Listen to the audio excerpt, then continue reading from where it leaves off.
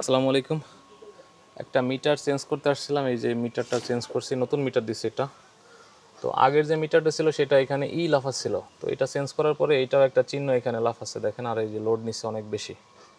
তো এইটা স্বাভাবিকভাবে ধারণা করা যায় যে ঘরের মধ্যে যদি নিউট্রাল কমন থাকে কিংবা মেন সুইচের নিউট্রাল দেওয়া থাকে, যে আর্থিং রড থাকে, আর্থিং রড মেন সুইচে দেওয়া থাকলে এরকম চিহ্ন থাকে। তো এখন আর্থিং রডের সংযোগটা বিচ্ছিন্ন করে দেখবো যে হয় কিনা। চলেন তো ভাই।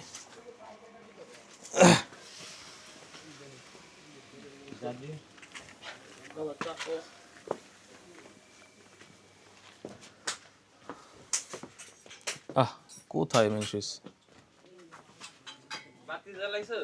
আচ্ছা শুনেন, আপনি পারবেন ওইটা না, এই প্লাসটা নেন, প্লাসটা নিয়ে ওই মেন সুইচের গোড়া থেকে ওইটা কাটি দেন।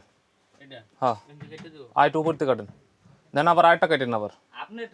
আরে আমার পায়ে বুট, আপনার এই যে নোংরা হয়ে যাবে।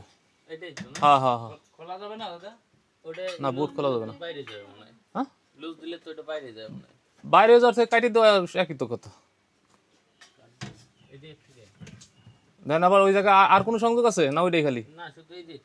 ওইটা কাটি দেন, কাটি দেন, কাটি দেন। দাঁড়ান দি, আপনি কি দেখি করবেন আবার, দাঁড়ান।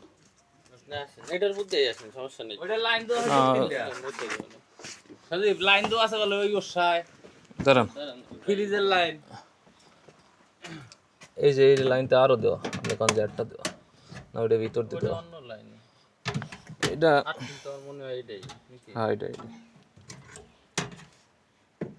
আর তিন মোটা একটা গুণা না, দাঁড়ান দেখতেছি।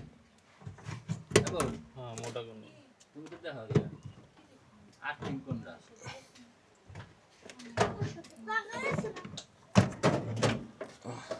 বাবা সরো তুমি বলো। এটা বুঝছেন, এই সংযোগটা আউট করলাম না, এটা নিয়ে আপনি বাইরে দিয়ে ওই নিউট্রালটার সাথে পেঁচাই দিবেন, যেটা কইছি। হ্যাঁ, আমি দেখি ওটা ঠিক হয়েছে নাকি।